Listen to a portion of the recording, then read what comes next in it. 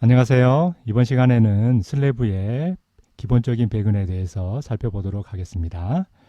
먼저 슬래브의 종류를 살펴볼 텐데요. 우리가 가장 많이 쓰는 방식은 보가 있는 슬래브를 많이 쓰니까 그 방식을 먼저 살펴보겠습니다.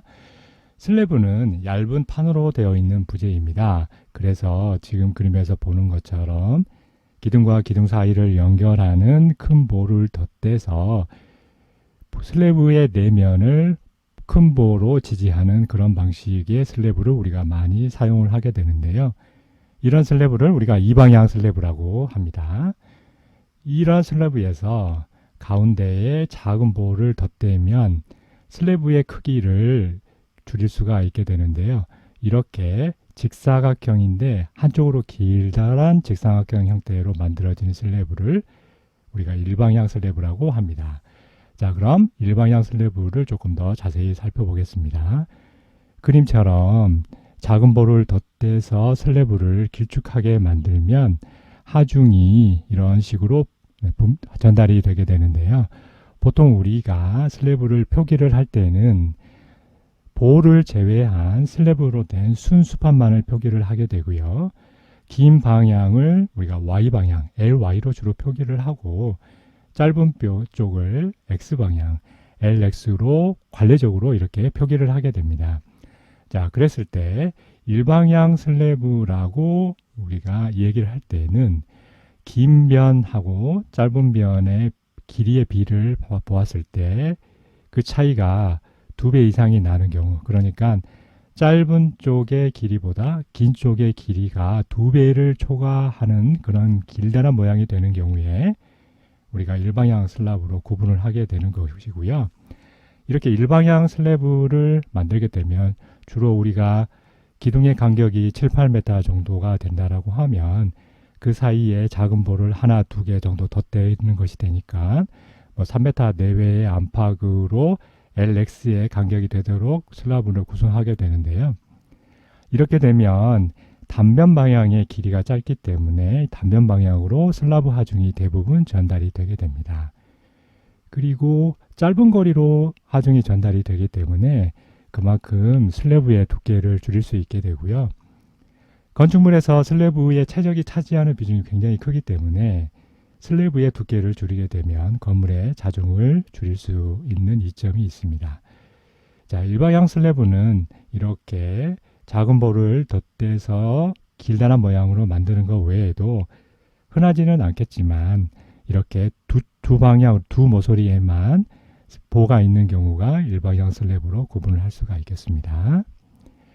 자, 슬래브 중에는 보가 없는 슬래브도 있습니다. 이처럼 슬래브를 바로 기둥으로 지지하는 그런 시스템이 있는데요. 이런 시스템을 우리가 플랫 플레이트 슬래브라고 얘기를 하게 됩니다. 이런 플랫 플레이트의 경우에는 기둥 주위를 따라서 슬래브가 펀칭, 다시 말해서 구멍이 뚫릴 위험이 있기 때문에 배근을 할 때 굉장히 주의를 해야 되는 것이고요. 이처럼 기둥 머리 부분에 지판, 그러니까 드롭 패널을 설치를 해서 펀칭 파괴에 대한 위험성을 감소시키는 방식으로 슬래브를 구성할 수도 있습니다. 이런 슬래브를 우리가 플랫 슬래브라고 얘기를 하게 됩니다. 또 그 외에 이런 플랫 슬래브나 플랫 플레이트 슬래브의 경우에는 보가 없기 때문에 보의 높이만큼 천정고를 낮출 수 있는 그런 천정고를 유지하면서 층고를 낮출 수 있는 그런 장점이 있고요. 대신 슬래브의 두께가 두꺼워지게 됩니다. 그래서 이와 같이 플랫 플레이트나 플랫 슬래브로 만드는 경우는 전반적으로 건물이 무거워지는 그런 특징이 있습니다. 따라서 일부러 건물을 무겁게 해야 될 그럴 필요성이 있는 경우에 이런 방식을 채택하게 되면 층고 자체를 낮게 하면서 건물을 무게를 무겁게 만드는 그런 효과가 있다고 볼 수가 있겠습니다. 자, 그 외에도 이와 같이 연속해서 볼을 한 방향으로 나열하는 조이스트 슬래브가 있고요. 또 이거를 조이스트 슬래브와 비슷한 방식을 양방향으로 직교시키면 와플과 같은 모양새를 갖는 와플 슬래브 같은 형태로도 우리가 만들 수가 있습니다. 여기서는 가장 일반적인 이방향 슬래브를 기준으로 해서 슬래브가 어떻게 거동을 하고 또 슬래브 철근 배근을 어떻게 하는지 살펴보도록 하겠습니다. 우리는 이제 관례적으로 단변 방향을 X방향으로 표기를 하고 긴 방향을 Y방향으로 표기를 하게 되는데요. 슬래브를 우리가 쉽게 이해하려면 슬래브 단면을 미세하게 자른 형태로 생각을 해 볼 수가 있습니다. 그러면 이와 그림에 그려져 있는 방식으로 장변 방향의 긴 보, 단변 방향의 짧은 보 이렇게 교차하는 미세한 보가 교차하는 것으로 이해를 해 볼 수가 있는데요. 자, 이렇게 우리가 나누어서 생각을 해 봤을 때 슬래브에 하중이 작용을 하게 되면 이 슬래브는 아래로 이렇게 미세한 보는 아래로 처지게 됩니다. 그래서 서로 교차하는 미세한 보가 이렇게 아래로 처진다라고 우리가 이해를 해 볼 수가 있는데요. 이렇게 아래로 처졌을 때 사실 긴 쪽의 보나 짧은 보나 처지는 양은 똑같습니다. 그러나 긴 쪽 장변 방향의 보가 단변 방향의 보보다 길이가 길기 때문에 똑같은 길이만큼 처지게 만들려면 긴 보는 조금만 구부려도 되지만 단변 방향의 보는 더 많이 구부려야만 됩니다. 다시 말해서 단변 방향 쪽이 휘 모멘트가 더 크게 발생한다라고 우리가 이해를 해 볼 수가 있습니다. 그렇게 본다라고 하면 두 방향을 비교해 봤을 때 단변 방향의 보가 더 많은 힘을 받는다라고 우리가 해석을 해 볼 수가 있고요. 따라서 하중은 1차적으로 단변 방향으로 더 많이 전달이 되기 때문에 그래서 단변 방향의 하부 쪽으로 배치하는 이런 철근이 슬래브에서는 가장 중요한 주근이 됩니다. 그래서 단변 방향 하부근을 가장 밑으로 배치를 해야만 되는 것이고요. 그래서 시공할 때도 이 철근을 제일 먼저 배치를 하게 됩니다. 그리고 장변 방향에 이렇게 단변 방향과 직교하는 하부의 철근을 우리가 배력근이라고 보통을 표기하게 되는데요. 배력근은 주근보다는 덜 중요하기 때문에 주근의 위쪽에 위치하는 식으로 주로 우리가 배치를 한다라고 이해하시면 될 것 같습니다. 자, 슬래브가 힘을 받으면 가운데 부분이 이렇게 처진다라고 말씀을 드렸는데요. 그런데 슬래브는 우리가 얇은 판으로 구성이 되어 있는 부재이고요. 그리고 양 모서리에는 이런 식으로 두꺼운 보가 배치되어 있습니다. 따라서 가운데 부분하고 보가 있는 가입 부분은 거동이 조금 달라질 수밖에 없는데요. 이처럼 보 쪽으로 가면 갈수록 슬래브가 처지는 정도가 조금 덜하게 됩니다. 아무래도 보가 두껍기 때문에 그만큼 강성이 크고 보의 영향을 받아서 보와 가까이 있는 슬래브 쪽은 덜 처진다 이렇게 이해를 해 볼 수가 있습니다. 그래서 이렇게 보하고 가까운 쪽이 덜 구부러진다라고 하게 되면 보통 슬라브는 이와 같은 방식으로 가운데가 오목하게 아래로 꺼지는 식으로 거동을 한다라고 볼 수가 있습니다. 자, 그렇다라고 하면 우리는 아래로 심하게 처지는 가운데 부분에 배근하고 보하고 가까이 있는 아무래도 조금은 덜 처지는 보의 영향을 받는 그런 부분을 구분해서 우리가 슬래브를 설계할 필요가 있겠죠. 그래서 우리가 슬래브를 설계할 때는 이 두 부분을 나누어서 설계를 하는데요. 계산을 위해서 이렇게 슬래브하고 모양이 같은 사각형의 형태로 영역을 구분해서 나타내게 됩니다. 이제 그랬을 때 가운데에 아래로 처지는 부분을 우리가 중간대, 미들 스트립이라고 정의를 하고요. 그 다음에 보를 따라서 있는 주변 부분을 주열대, 컬럼 스트립이라고 정의를 내리게 됩니다. 그래서 중간대와 주열대는 고동이 다르기 때문에 설계를 다르게 해서 철근 배근을 다르게 배치를 하게 됩니다. 자, 그러면 중간대하고 주열대를 어떻게 나누느냐? 일단 중요한 부분이 단변 방향이라고 했습니다. 그래서 단변 방향으로 봤을 때 단변 방향의 4분의 1 길이가 주열대에 해당하는 구간이고요. 양옆으로 4분의 LX에 해당하는 지점들이 주열대에 해당하는 구간입니다. 그러면 장변 방향은 어떻게 될까요? 장변 방향은 4분의 LY를 적용하는 것이 아니라 앞에서 타원의 모양새를 생각해 보시면 이해하실 수 있을 것 같습니다. 단변 방향과 똑같이 장변 방향도 주열대는 4분의 Lx를 적용을 합니다. 그래서 양쪽 모두 다 4분의 Lx 이렇게 주열대를 구분을 하게 되고요. 다만 나중에 일방향 슬래브에서 다시 얘기하겠지만 일방향 슬래브에서는 주열대 구간을 2분의 Lx라고 해서 조금은 더 크게 봐주는 식으로 해서 설계를 진행을 하게 됩니다. 자, 그랬을 때 중간대를 지나가는 철근, 그러니까 중간대는 아래로 구부러지기 때문에 중간대의 밴딩 모멘트 다이어그램을 생각을 해보면 보에 강접합되어 있다라고 우리가 보기 때문에 보에 강접합되어 있는 보와 가까운 부분은 위로 휘고 가운데 부분은 아래로 휘는 식으로 거동을 한다고 이해할 수 있습니다. 따라서 주열대 중간대의 아랫방향으로 지나가는 하부군이 주군이 되기 때문에 이 주군을 맨 아래로 배치하게 되고요. 다만 주열대 부분에는 가운데 부분에서는 아래로 쳐지기 때문에 상부 쪽에 철근을 배치할 필요가 없어집니다. 따라서 이처럼 위로 구부러지는 구간, 주열대에 해당하는 구간에만 철근을 이렇게 배치하는 식으로 위아래에 철근을 배치하는 식으로 기본적으로 철근을 배치하게 되는데요. 그림을 조금 알아보기 쉽게 약간 위로 올려보도록 하겠습니다. 자, 이렇게 하부 주근과 단변 방향의 하부 주근, 제일 중요한 철근이죠. 그리고 주열대 위에 배치가 되는 탑바가 기본적인 배치 형태가 되고 이러한 철근들을 슬래브에서는 일정한 간격으로 배치해서 슬래브가 변형되는 것을 슬래브에 가해지는 슬래브에 발생하는 응력에 저항한다라고 이해하시면 될 것 같습니다. 그런데 이제 우리는 관례적으로 일본식의 슬래브를 배근하는 방식을 지금까지 취해 오고 있고요.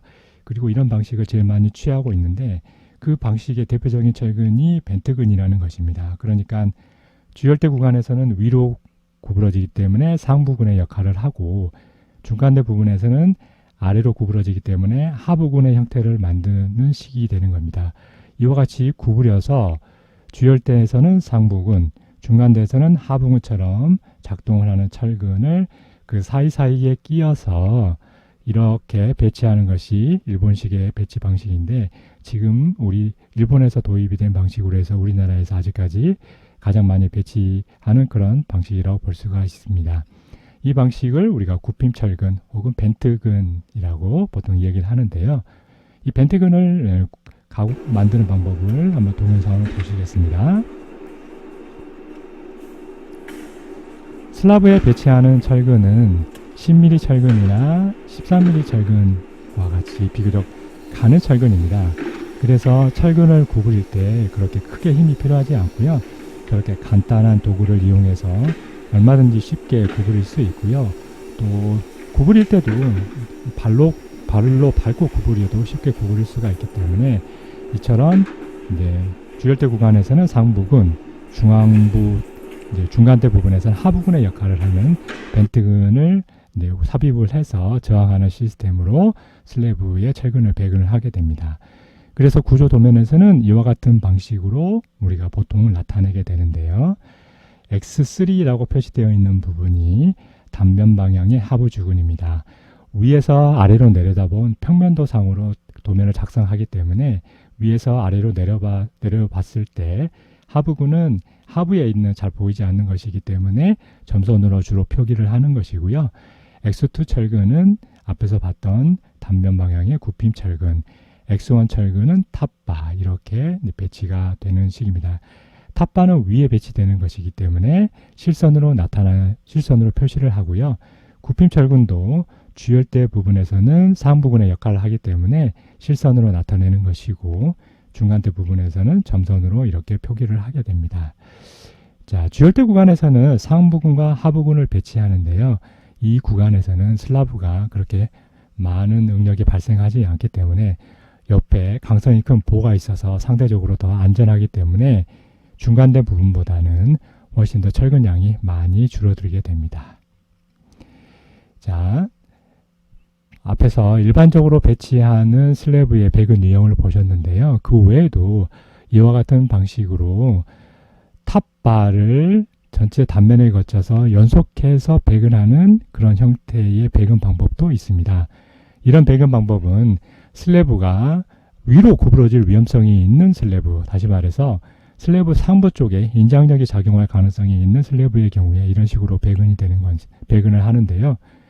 대표적으로는 지붕에 있는 슬래브처럼 지붕은 직사광선의 영향을 받기 때문에 한여름에 굉장히 높은 온도로 올라갈 수 있습니다. 따라서 이 온도 변화에 따른 응력 변화가 커서 이 경우에 상부분에 철근을 배근을 해줘야 되고요. 최하층 슬래브의 경우에는 우리가 지하층이 지하수면 아래로 내려가게 되면 수압을 받기 때문에 수압이 슬래브를 위로 밀게 되면 슬래브가 위로 구부러지기 때문에 최하층 슬래브도 이런 배근을 하는 경우가 많이 있습니다. 기계실 슬래브라고 하면 기계실의 진동 때문에 슬래브가 위아래로 진동을 하게 되니까 당연히 상부에 인장력이 발생할 우려가 있고요. 주차장 슬래브의 경우에도 차량이 가속도로 차량이 진행하다가 브레이크를 밟거나 서게 되면 가속도가 작용하면서 슬래브가 위아래로 움직일 수가 있기 때문에 그래서 슬래브에서 주차장 슬래브의 경우에도 이런 슬래브 배근 방식들을 채택할 수가 있습니다. 그래서 그럼 구조도면에 슬래브 일람표를 표기하는 방법을 살펴보겠습니다. 슬래브 일람표에서는요, 먼저 유형을 먼저 제시를 합니다. 앞에서 살펴봤던 일반적인 유형과 탑바를 전체 단면에 걸쳐 연속적으로 배치하는 비유형으로 이렇게 유형들을 제시한 다음에 각각의 슬래브의 유형을 표시하는 방법을 사용을 합니다. 예를 들어서 밑에 있는 표로 제시되어 있는 일람표를 보면 S1 슬래브, 특히 -1이니까 지하 1층에 배치해야 되는 1번 일련 번호를 갖는 슬래브의 경우에는 유형을 A타입으로 배치하도록 되어 있고요. 따라서 A타입에 맞게끔 배근을 하면 되는데요. 두께는 200mm로 되어 있네요. 자, 기호별로 보면 가장 중요한 철근이 단면 방향의 하부근이기 때문에 X3 철근을 보면 13mm 철근을 200 간격으로 배치하라고 되어 있고요. X2 철근이 9핀 철근, 벤트근이었습니다. 벤트근도 200 간격으로 배치하도록 되어 있습니다. 서로 엇갈려 가면서 교차하는 것이기 때문에 두 13mm 철근이 사실상 100mm 간격으로 배치된다라고 볼 수가 있겠죠. 자, X1 철근은 탑바이고요. 탑바도 당연히 하부 주근 X3와 같이 같은 간격으로 배치가 돼야 되겠죠. 그래서 200 간격으로 배치가 되어 있습니다. 주열대 상부근의 경우에는 X4 철근이 200 간격으로 배치가 되고 X5 철근이 200 간격으로 배치가 됩니다. 그래서 주열대 구간에는 200 간격으로 13mm가 배치된다라고 하는 것을 알 수가 있고요. 이처럼 단면 방향으로 5가지 종류의 철근이 배치가 되는데 동일하게 장변 방향으로도 이렇게 5가지 철근이 배치가 되어야 됩니다. 그래서 하부근이 Y3 철근이 배치가 되고 벤트근이 배치가 되고 탑바가 배치가 되고요. 그리고 장변 방향 주열대 Y4 하부근인 Y5 철근이 이렇게 배치가 됩니다. 자, 지금까지 슬래브의 거동과 거기에 따라서 철근을 배근을 어떻게 하는지 슬래브의 기본적인 배근에 대해서 살펴봤습니다. 감사합니다.